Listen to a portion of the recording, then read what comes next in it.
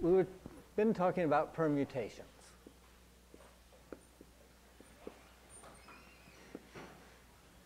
A counting technique.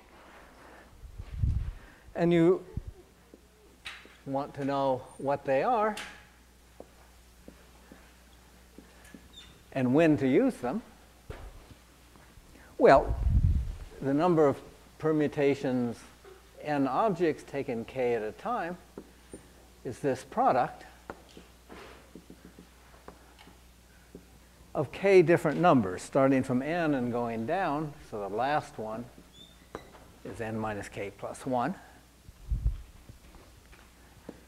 And when to use it?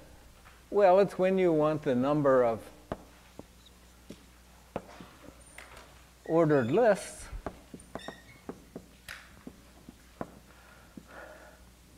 of k different objects from n possibilities.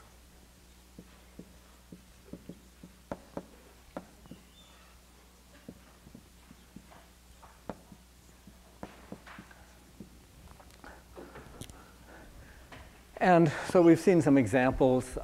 Let's emphasize that it's an ordered list, and if you scramble the order, you get a different list.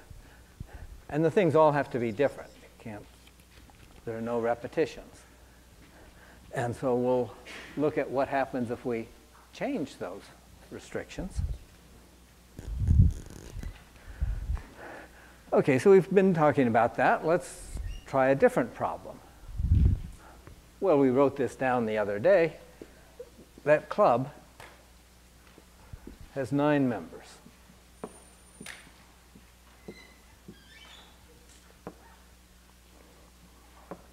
And we want to know how many ways we can choose a 4-person cleanup committee.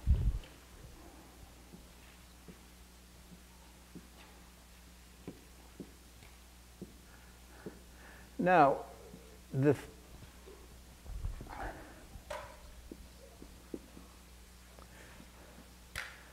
differs from choosing president, vice president, secretary, and treasurer, because the cleanup committee has no particular ranking or ordering on it. It's just 4 names in a hat. And we want to know how many ways we can get those 4 names. And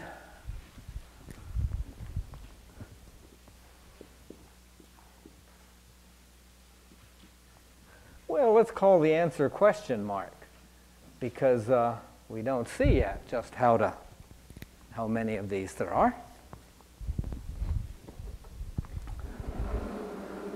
And let's go back to a problem we do know how to solve, because we've done it before.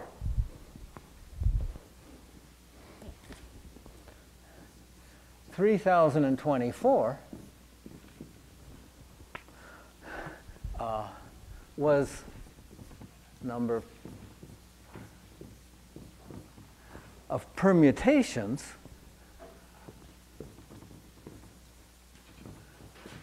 that is the number of ways to choose the president, the vice president, the secretary, and the treasurer. Let's look at that problem again, but in a different way.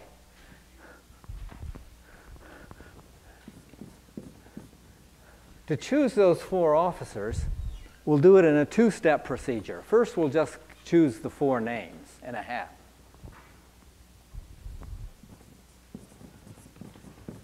Number of ways to get those 4 names.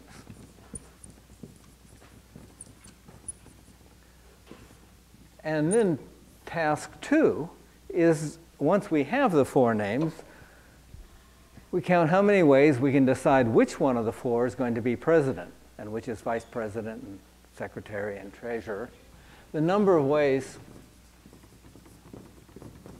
to rank the 4, to put them in order. The president goes on top and so forth. Well, this number is exactly the number we're looking for. Just the number of ways to get 4 names before we order them. And once we have 4 names, the number of ways to line them up, well, we know that too. Number of ways to list all 4. That's 4 factorial. 4 times 3 times 2 times 1 is 24. This is an equation we can solve for the unknown.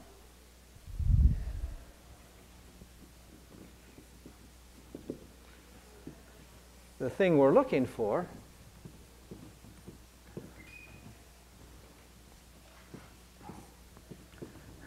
(3,024) divided by 24. Hope I did, yes, I did that ahead of time. It's 126. There are 126 possible cleanup committees.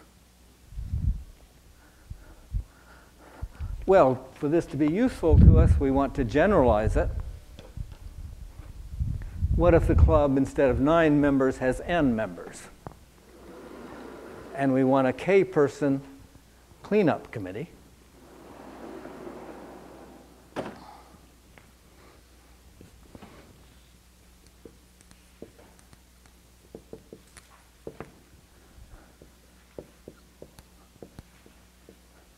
N members. Okay, that's an n.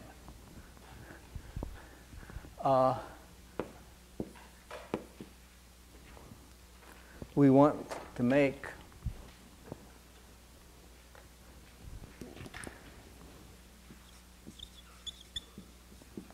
a k-person committee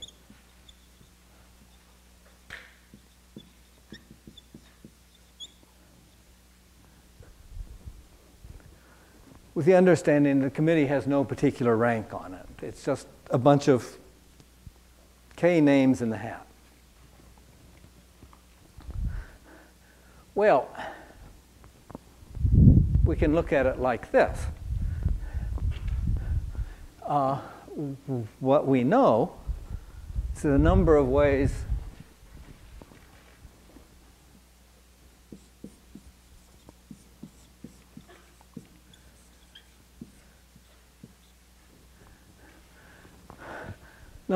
to get an ordered list of k names. We could look at that as a 2-step procedure. First, it's the number of ways to get the names.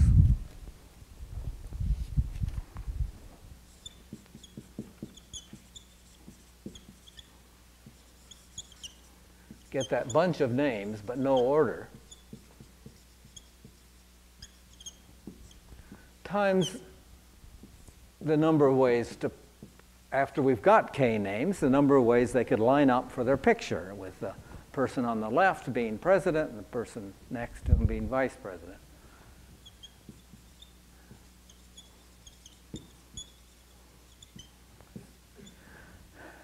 Well, we know this.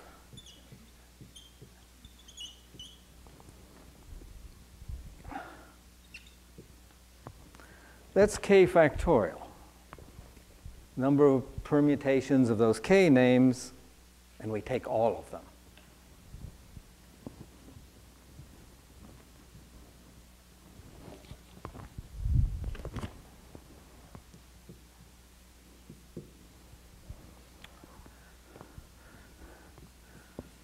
Well, so solve that for the thing we didn't know before.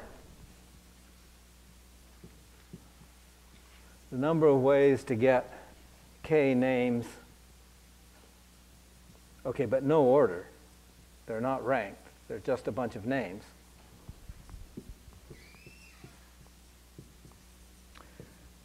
We solve this equation.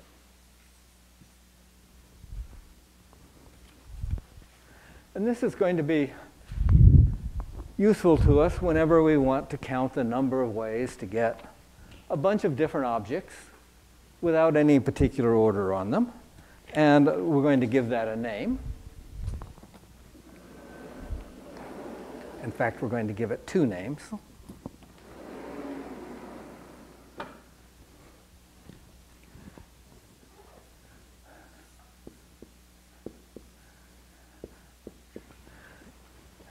in a way analogous to our notation PNK, we'll use CNK for combinations.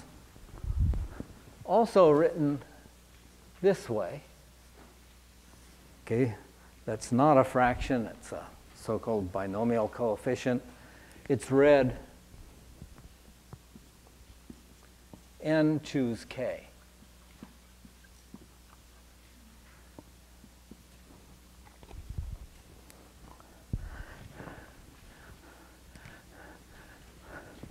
And it's this number. Number of ways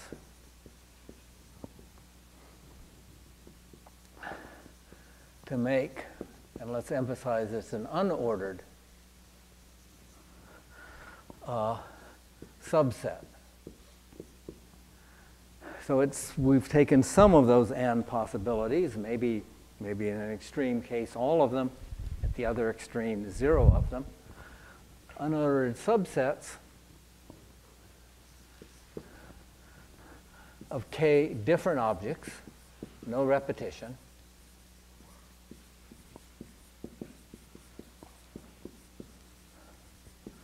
from a supply of n possibilities.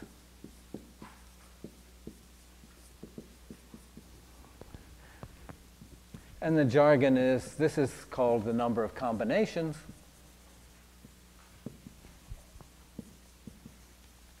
Of those n objects taken k at a time.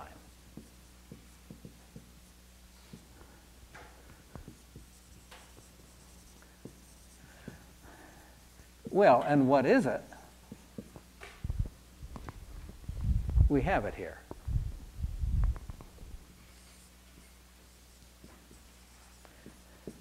The number of combinations, n choose k, pnk over k factorial. So we can write that out, n minus 1. We get this product of k different numbers divided by k factorial. And this is guaranteed to be a whole number.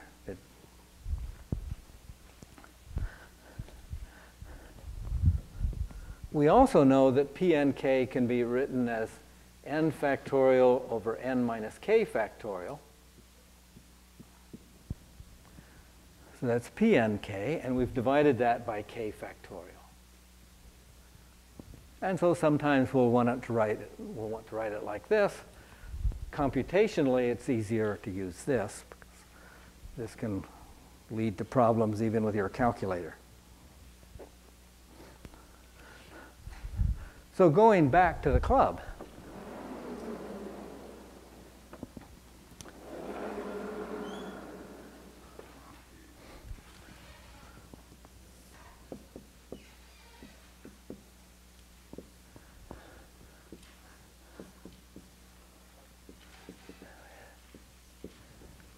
we had those 9 possible people in the club. Cleanup committee has 4 people.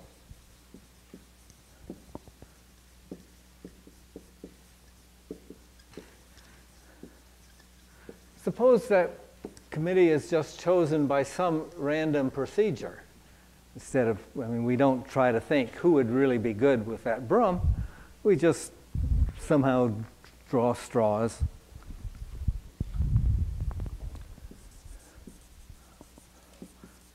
What's the probability that George will be on the committee?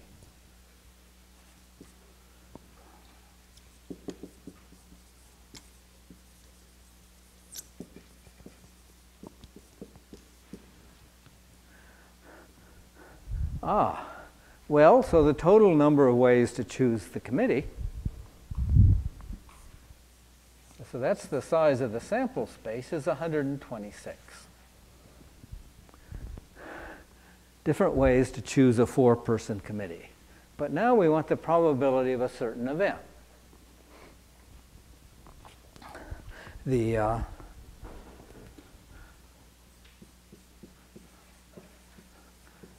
event the set of outcomes where George is on the committee.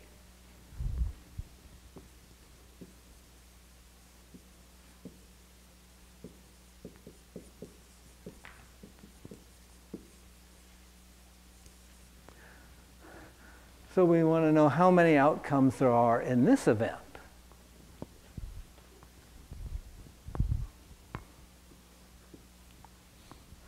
Well, what do you think? How many ways could we choose a committee with George on it? Well, the first thing we do is we just put George's name in the hat. He's got to be on it. And then we need 3 more other people.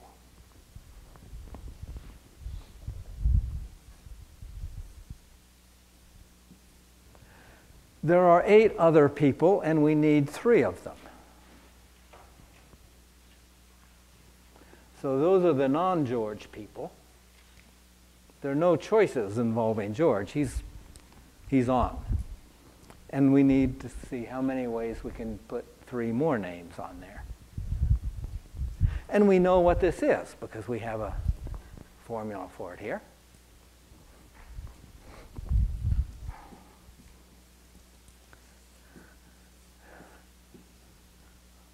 Over 3 factorial. So the number of ways to choose 3 with an order, okay, that would be 8 times 7 times 6. 3 factorial, 3 times 2 times 1, that's 6. The 6's cancel. We're looking at an event of size 56. So the probability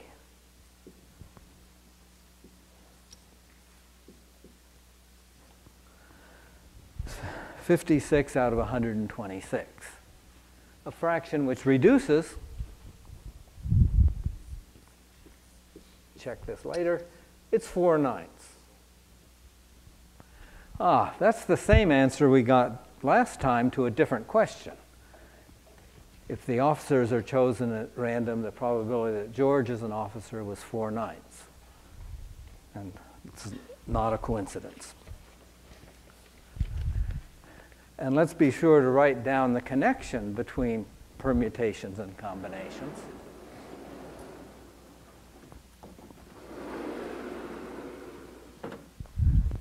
If we take this equation here and rearrange it a little,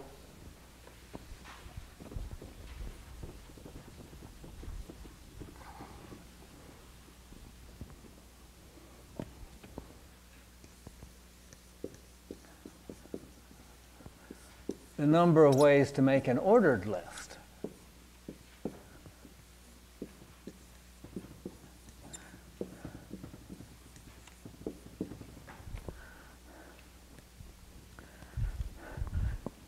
is n choose k times k factorial.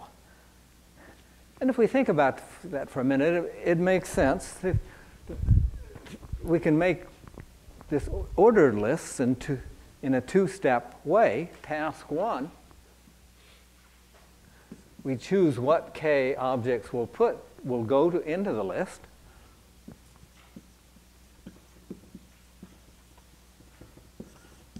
So we want a bunch of size k, just as names in the hat, no particular order. And then task 2, we put those k names in order.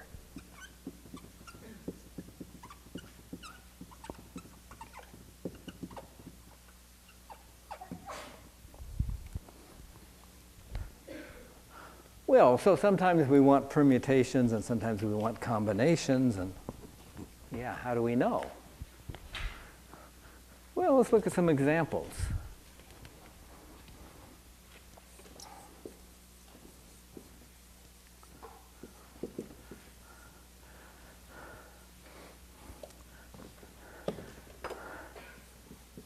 What if we were playing Scrabble?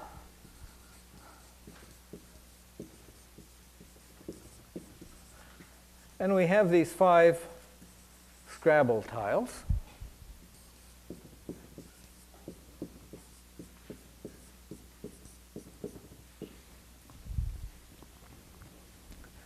And we're going to put them on the tray in front of us, and there are different orders we could arrange them.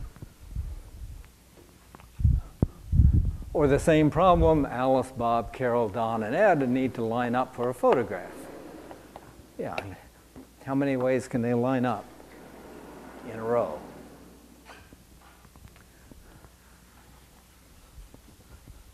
Well, so we'll leave a little bit of space on the board there to do that. Won't take long. Compare it with problem 2. What if the letters aren't all different? And there's going to be a problem 3. We want the number of ways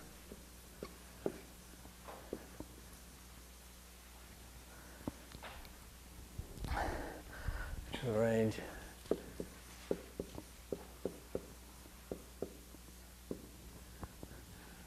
okay, 5 Scrabble tiles, but they're not all different. And I mean, switching the 2 A's doesn't give you a different arrangement.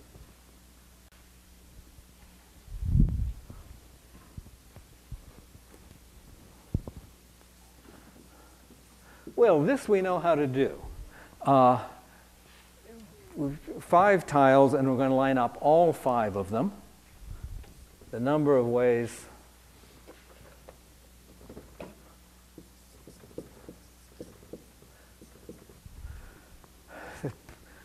number of permutations of these 5 tiles, and taking all 5 of them.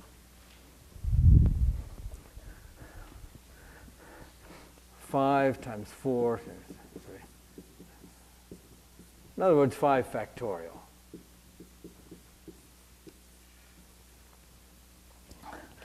There's 120 ways to line them up.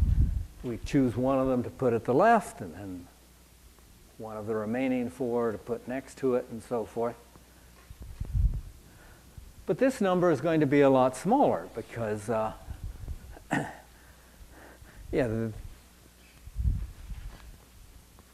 these letters aren't all different. If we put tags on the letters so we can tell them apart, A sub 1, A sub 2, A sub 3, B sub 1, B sub 2, if we could tell them all apart, then we'd have 120 ways to arrange them.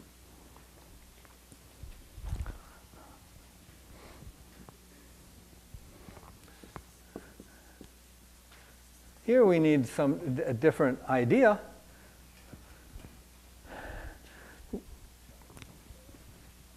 We have these 5 slots in our tray for Scrabble tiles.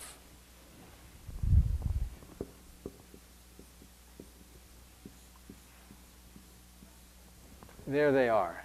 And we have to fill up 3 of them with A's and the other 2 with B's. So we have to choose 3 slots for the A's. We have 5 slots altogether. We need to choose 3 of them.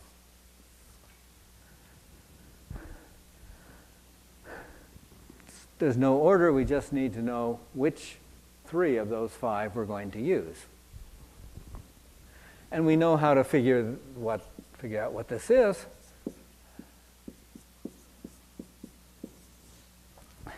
It's P53 divided by 3 factorial, which is 6. So that's 60 divided by 6, 10.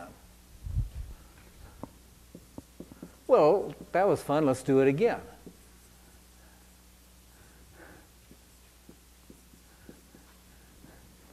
Of course, after we choose the 3 slots for the A's, the B's just go in the others, what's left. There's nothing left to do with. So let's say that. We fill in the B's.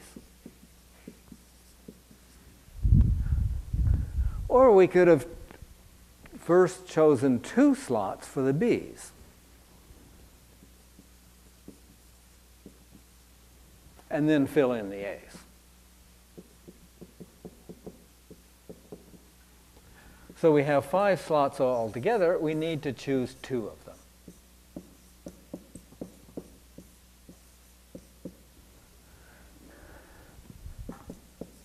20 over 2. Of course, we get the same answer both ways. And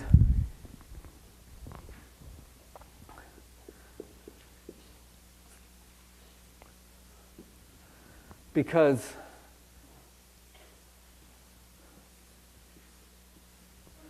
if there are a total of n possibilities, the number of ways to choose the k that you like would be the same as the number of ways to choose the ones you don't like. And then the others are the ones you do like. We can either do the A's first or the B's first.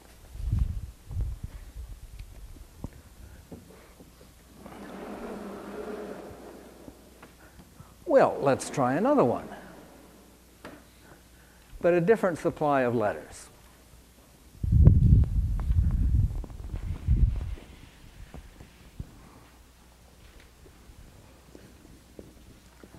We'll have these 11 Scrabble tiles.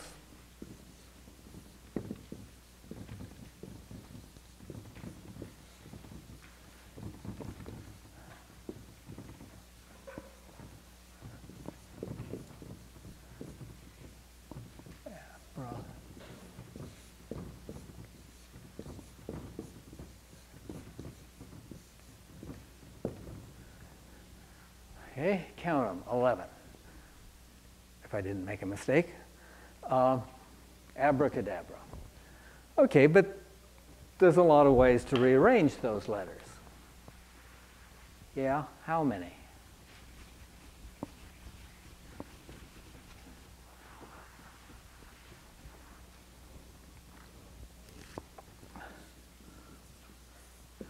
Well, let's do this twice.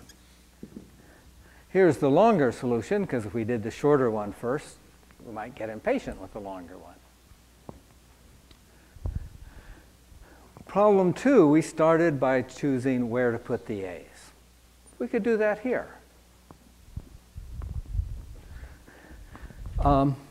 If we count here, there are 5 A's. There are 2 B's, there's a C, there's a D, and there are 2 R's. Total of 11 letters. Task 1, we need to choose 5 slots for the A's. We have 11 slots.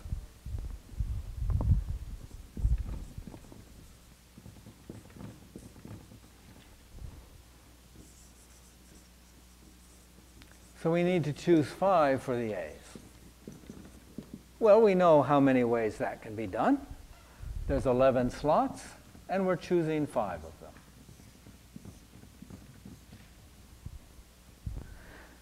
Well, we could work this out. It's 462. But for now, let's just write it as in this form we usually don't use. It's 11 factorial divided by those other 2 numbers. But we're not done.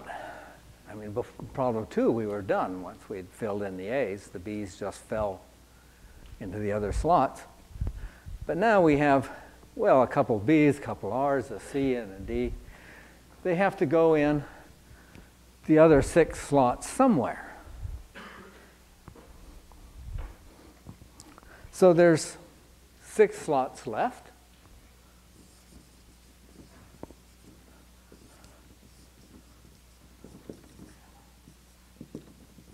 There's 6 slots left, and we need 2 of those slots for the B's. Okay, well, that's a smaller number. It's 15, but we're going to write it as 6 factorial over 4 factorial, 2 factorial.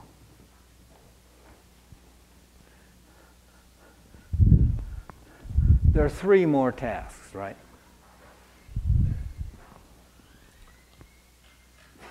Choose one for the C, So we're just choosing one. Yeah, but there's only 4 slots left. Of the 6 that were left a minute ago, we filled in 2 of them with B's. 4 choose 1, that's just 4. Yeah, but I'm going to write it as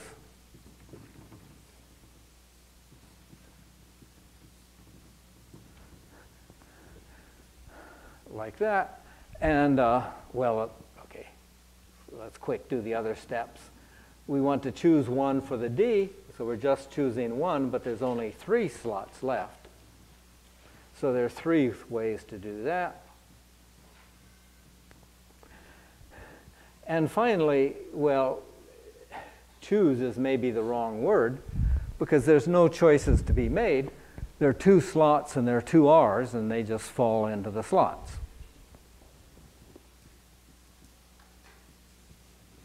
So it's 2 choose 2. But there's only one way to do that. I don't know, we could write that as 2 factorial over 0 factorial 2 factorial, but it's just 1. And by the multiplication principle, the number of ways to do all of these tasks, we just multiply these together. Okay, so now we do that. Yeah. Let's use this board.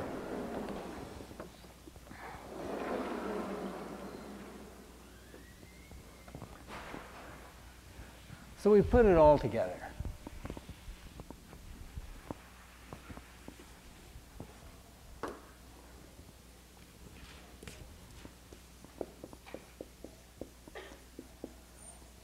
Using the multiplication principle,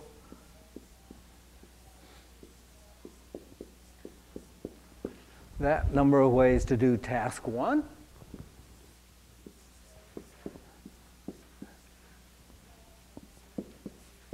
Task 2, task 3, well, and so forth. The last task can only be done in one way. I'll write it down anyhow.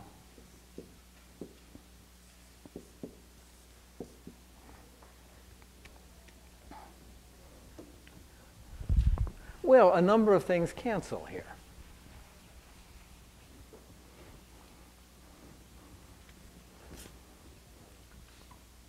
6 factorial cancels. 4 factorial cancels. 3 factorial. A bunch of things cancel. And we're left with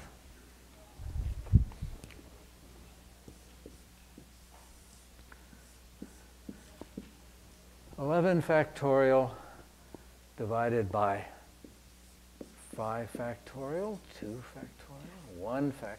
1 factorial is just 1. You might say, we don't really need to write it down. And 0 factorial is 1 by convention. So we don't need to write it down, and I won't. Off in the margin here.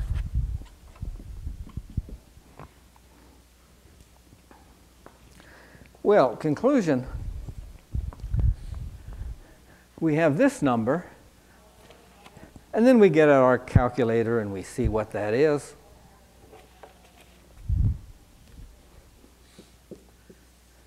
$83,160. Ways to arrange those 11 Scrabble tiles. Or if you look at it another way, if you just throw the tiles down at random and line them up, there's only one chance in 83,000 that they will spell abracadabra correctly.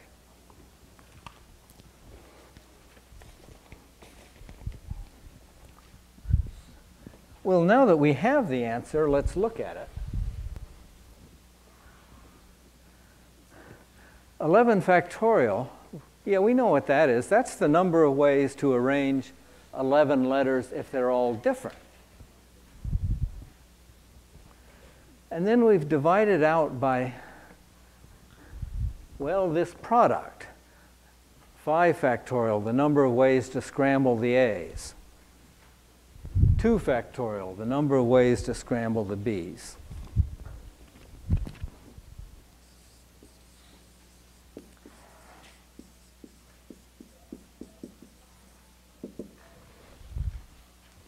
If we put tags on the letters so that they're different,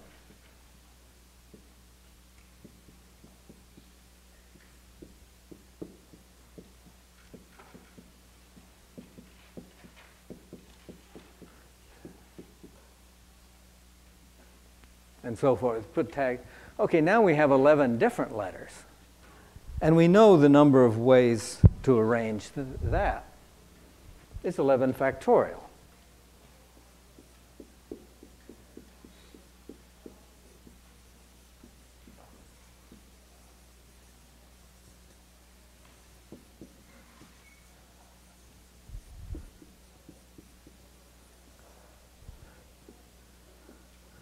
But each word, like abracadabra, has been counted many times because you could scramble those 5 A's, you could scramble the 2 B's, and so forth. Each string, ignoring the tags, has been counted many times. How many? That number of times. Look at it this way. The number of ways to arrange those different tiles is the number of ways to arrange the untagged ones. That's the real problem.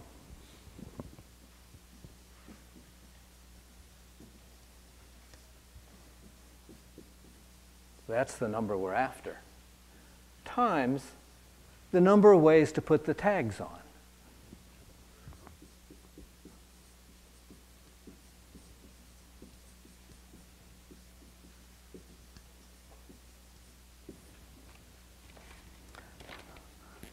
Well, that's just 5 factorial ways to put tags on the A's, 2 factorial ways to put tags on the B's. There's only one way to put the tag. There's only one C and there's only one D. And there are 2 R's. Solving this equation for the number of ways to arrange the untagged letters, that's what the problem is. It's 11 factorial over 5 factorial to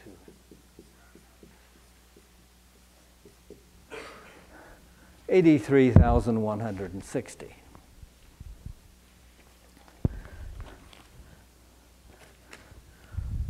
Well, but some of these counts used permutations and some used combinations.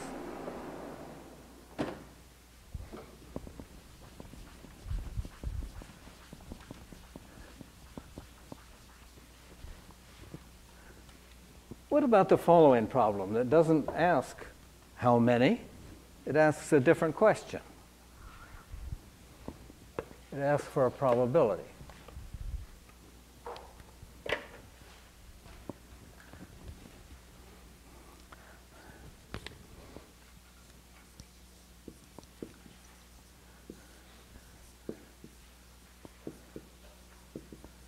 Suppose we have this container.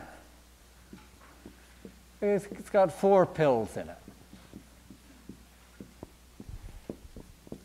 Well, they all look just alike, but they're not alike.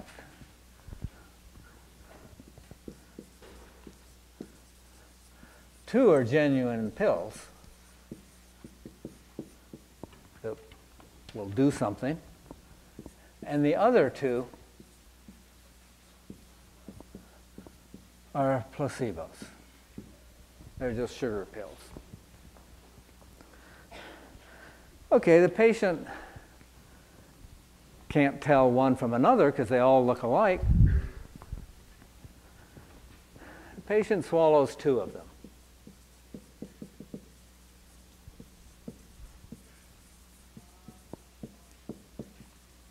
As far as we know, just choosing those 2 at random because can't tell one from another.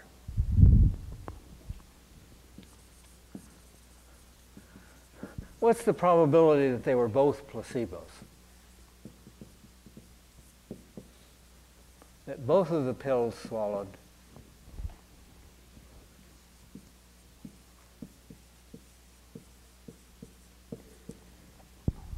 are placebos.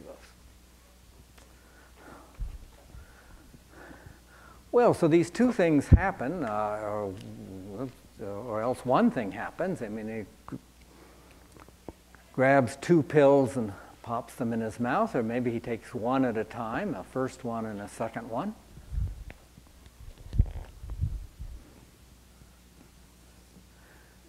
We're going to use combinations or permutations. Well, let's do it twice.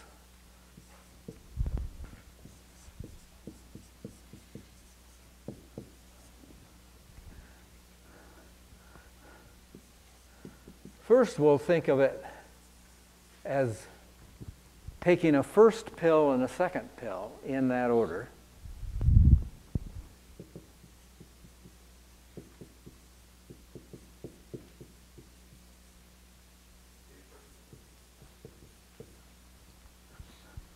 So the size of the sample space, the number of ways to choose two pills in order out of a container of 4 pills. Hey, that we know.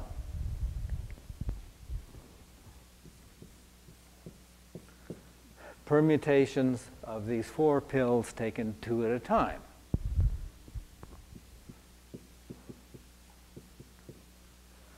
There are 12 ways to choose 2 of those pills and line them up. We're interested in a certain event where they're both placebos. Let's call that event B for both.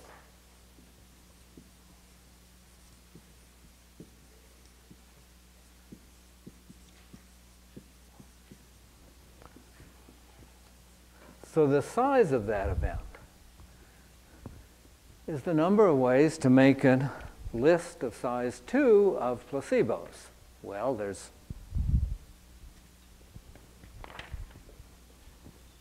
only 2 of them. There's 2 ways to line them up. Permutations of these 2 pills taken 2 at a time. So that's 2. 2 times 1. Conclusion, the probability is 2/12. It's the size of the event divided by the size of the sample space.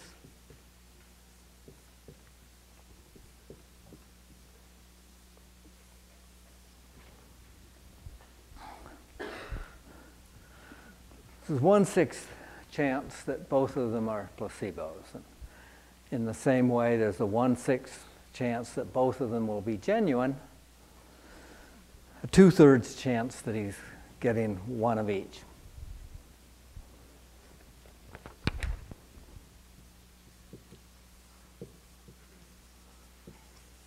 Let's do the problem again.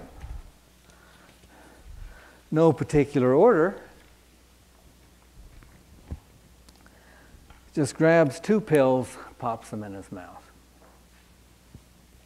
How many ways can you grab 2 pills? How big is the sample space? Well, there's 4 of them.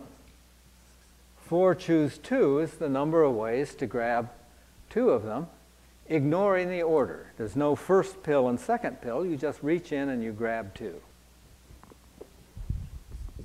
Okay, we know how to work that out.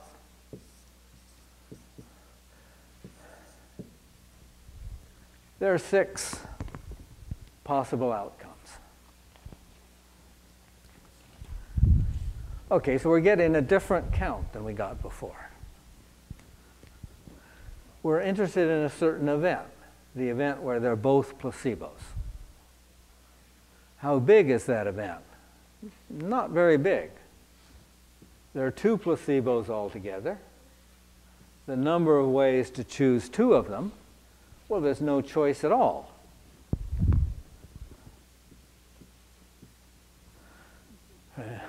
2 times 1 divided by 2 times 1. Yeah, there's only one way to choose 2 out of 2.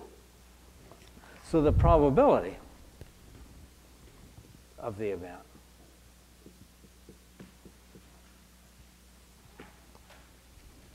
is 1/6. The point is, depending on how we look at the problem, we got different counts, but they're both correct for giving the probability.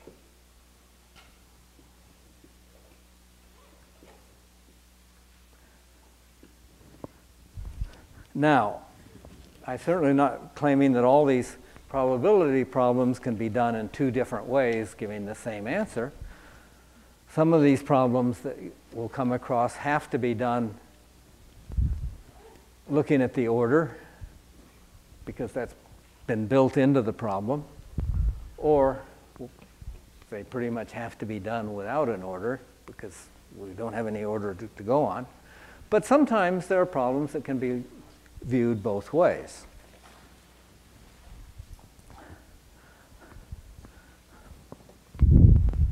Well, one more counting problem.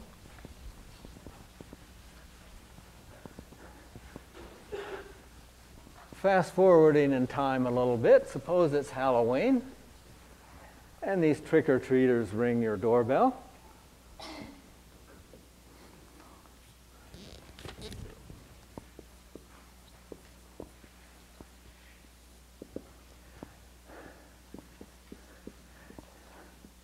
You have these 9 candy bars.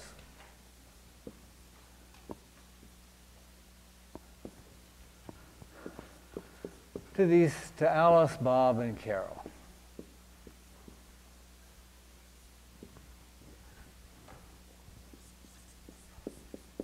How many ways can you do that?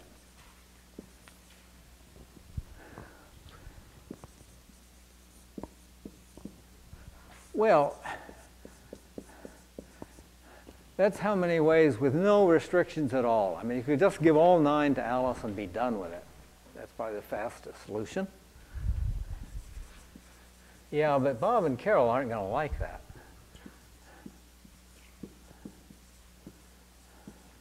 How many ways can you do it equitably, meaning that you give 3 to each?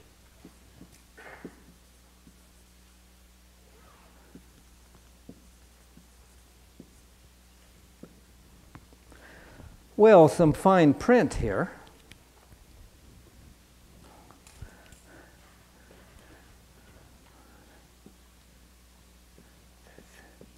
Are the candy bars all the same, or are they all different? Let's assume the candy bars are all different. No 2 are the same. And to further clarify, in counting the ways, we don't care what the order is. That is, we don't care what you give first to Alice and what she gets second. What Alice cares about is what candy bars she has at the end. So we just want, how many ways can we do this? Where we just count, the number of ways to get those 3 bags at the end, ignoring what went into the bag first and what went in second, if there's more than one.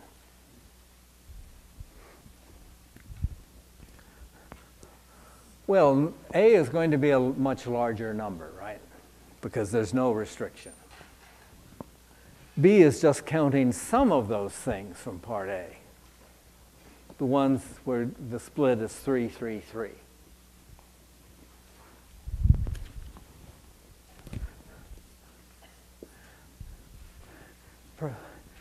Part A is just multiplication principle. It's not a permutation problem. It's not a combination problem. You simply have 9 tasks for those 9 different candy bars. Each task can be done in 3 ways. You can give it to Alice, you can give it to Bob, you can give it to Carol. Altogether, there's 3 times 3 times 3 times 3 times 3. Well, a bunch of those 3s. 19,683. Now, what if you're going to give 3 of them to Alice? Well, so you do that.